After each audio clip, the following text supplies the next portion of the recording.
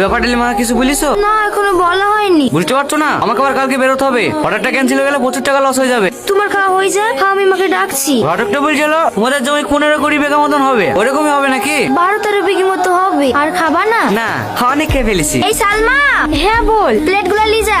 মিষ্টি তোর ভাই খায় না, ফেলি দেগা। আর শোন, যার সময় মাকে ডেকে দিয়ে যাস। ঠিক আছে। কিছু বলছি মা? এইখানে বসো। হ্যাঁ বল। তোমার জামাই একটা হাই রেটে টেন্ডার ধরেছে, সিকিউরিটি মাল হিসেবে 1 কোটি টাকা জমা করতে হবে। কাজে তুলতে পারলে 4-5 কোটি টাকা লাভ হবে। 50 লাখ টাকা মতো শর্ট পড়ছে, তুমি একটু ম্যানেজ করে দাও না মা। এত টাকা আমি কোথায় পাবো? আমাদের 12-13 বিঘি জমি না, ওই জমিগুলো বেচে দাও না মা। একবার টেন্ডারটা হাতে পেয়ে গেলে তো ওরকম জমি 1-8 বিঘি কিনা হবে। ঠিক আছে, তুমি কোনো চিন্তা করো না জামাই, আমি খরিদ্দার দেখছি। আরে আরে কি করছো? মিষ্টিটা খেলে না? আমার মিষ্টি খেতে ভালো লাগে না। মিষ্টি আমার কারো অফিস নাই নাকি? তা আমাকে দাও। হ্যাঁ, আমার মিষ্টি খেতে খুব ভালো লাগে। ওই শোন, হ্যাঁ বলেন সাহেব। জুতোটা বাজার থেকে পালিশ করে এসে দে। ঠিক আছে সাহেব, দেন। একটু তাড়াতাড়ি আসবি, আমরা আবার ঘুরতে বেরোবো। এই রে, চুরি টুরি করার দরকার নাই। 20 টাকার এই বাকিটা ফেরত দিয়ে দিবি। আমরা গরিব হতে পারি সাহেব, কিন্তু কারো কিছু চুরি করি না। ভিখারির আবার সত্যতা। বাড়ি কেন? রাতের খাবার টেবিলে রেখে দিয়েছি। হ্যাঁ মা, সব গুছি রেখে দিয়েছি। এই দাঁড়া, তোর হাতে কি?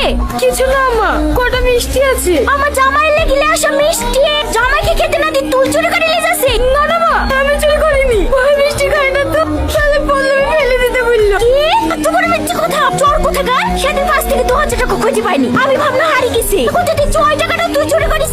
তোর মা এক চোর, চুরির অপবাদে বিষ খেয়ে মরিছে। তারই তো মেয়ে তুই আবার কেমন হবি? দেখো, আমার মায়ের নামে অপবাদ দিবা না। কি হবে সবাই জানো ওই বেলা ছোটমা চুরি করেছিল। ও মরে যায় পরে ছোটমা তাই বেলা ঘুরিয়ে দিয়েছে। ওরে বাবা রে, মায়ের কথা বলতে অমনি ফস করে উঠেছে। আমার খাবি, আমার পড়বে, আবার আমার মুখের উপরে কথা। এমনিতে দুধে থেকে চলে চালে উঠতে পারছে না, আবার তারপর গায়ে হাত তুলছে। কি হয়েছে গো মা? এ তো জামাই লেগে যে মিষ্টিগুলো লিসছি, সেই মিষ্টিগুলো টিফিনে করে নিয়ে যাচ্ছি। বলি যাক্কা, তোমার জামাই মিষ্টি খায় না। আমি বলেছি ফেলে দিতে, ফেলে দিলে তো কুকুরাই খাতো। ওরা লিখে খাক্কা। জালি যা।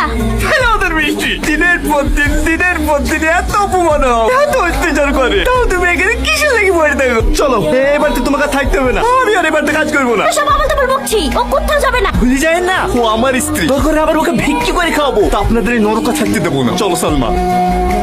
ভাবে রাগ করে চলে আসলা, এবার কি করবা? কি করবো আবার? 19 বানালে বিদেশ যাবো, তাই বলে তোমাকে প্রতিদিন অপমান করবে? ও আমি সহ্য করতে পারবো না। আর তুমি বিদেশ চলে গেলে যে আমি থাকতে পারবো না। তাহলে গ্রামে মুনিশ খাটবো।